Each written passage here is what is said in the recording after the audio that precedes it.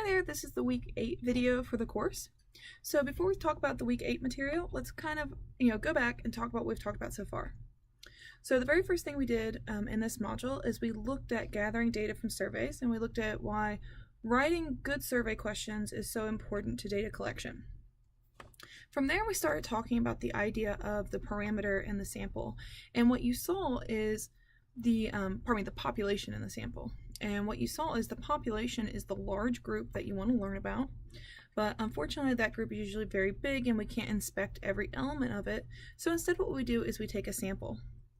Now generally there's something we want to learn about the population, there's some characteristic we want to learn about, but since that population is so large, we can't actually calculate that thing we want to learn.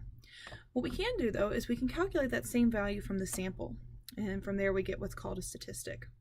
And so our goal is we want to learn how to use the statistic to estimate the parameter. How can we use the statistic to learn about the parameter, the thing we really want to know? And so the very first way that you saw last week was through use of what we call the sampling distribution. And so what you saw was if you could take a whole bunch of samples, a whole bunch of random samples in fact from the population, from each of those samples you calculated that statistic of interest and you plot all of those statistics. What we saw is the resulting plot is bell-shaped and it peaks at the value of the parameter. Now there's some problems with this method. Notice that this method requires us to take a lot of samples from the population when in fact we're probably only going to get to take one sample.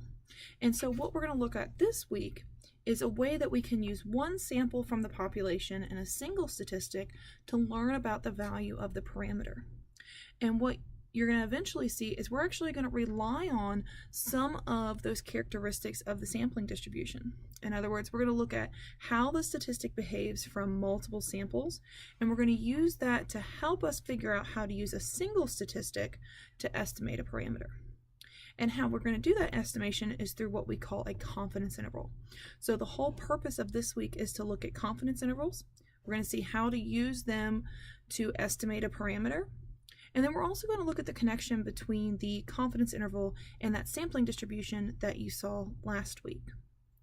So by the end of this week, if you'll remember last week you watched one of the videos from the workbook, it was pretty dense, there was a lot of material in it, and you may have not understood all of the concepts, in particular the confidence interval discussed. So by the end of this week, hopefully all the material in that video will be a lot clearer. Now the other important thing I need to talk about is I'm going to go ahead and assign Beyond the Classroom 2 this week. Now this Beyond the Classroom is going to take you a little bit longer than the last one. The basic idea behind this Beyond the Classroom is you're going to write a survey that has 3 questions. So the first thing you're going to do is you're going to look at some of the things you learned about writing good survey questions.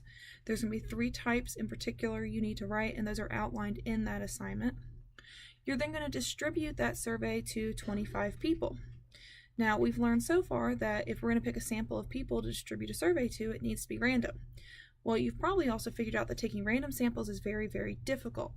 So this assignment is not going to require you to take a random sample, but do keep in the back of your mind, if you were really trying to learn something about this group, you would need a random sample. It's just that they're very difficult to take.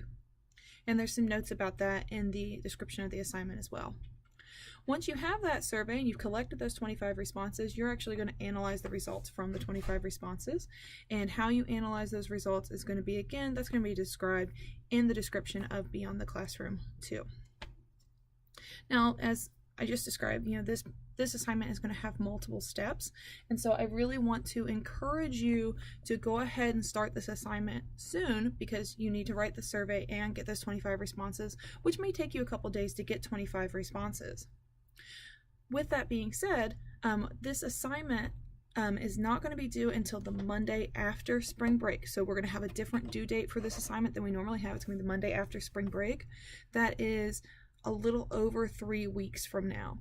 So you have enough time to actually get the assignment done before spring break if you just want to use spring break as what it's intended to be, a break, or you can work on this assignment some over spring break. Now to kind of motivate you to go ahead and get you to at least look at the assignment and start the assignment, I'm going to offer you some bonus points for the second exam. This is going to be worth 4 bonus points on the second exam. If you go and you visit the Beyond the Classroom 2 assignment on Canvas, one of the things you're going to notice if you scroll down And actually, give me just a second. I'm going to go so I make sure I tell you the right spot here. So go to the Beyond the Classroom 2 portion of Canvas. And if you'll look in the description of the assignment on Canvas, you're going to see highlighted in green, it's going to say survey questions. And it's going to say click here for a worksheet to help with the survey questions. If you fill out this worksheet and you turn it in by Friday of this week, I will give you the 4 bonus points on the assignment, probably on your second exam rather. What this is going to do for you is a couple things. One, it's going to go ahead and get you started on the Beyond the Classroom 2. The other thing is when you send me that document, I'm going to check some stuff for you. I'm going to check and make sure your survey questions look good. So let's say there's something wrong with one of your survey questions and I think you're going to have some problems with this. I'm going to check it for you and email it back so that way before you ever even write the paper for Beyond the Classroom 2, you're going to know, hey, I've written the appropriate type of survey questions. So I really want to encourage you to go ahead and 1, get these easy bonus points, and 2, get that sent to me so that way you can go ahead and get started on the assignment, and I'll go ahead and take a look at it to make sure that you're on the right track. Now, as always, if you have any questions, please feel free to ask. I'll be on the discussion board and I'll be available via email.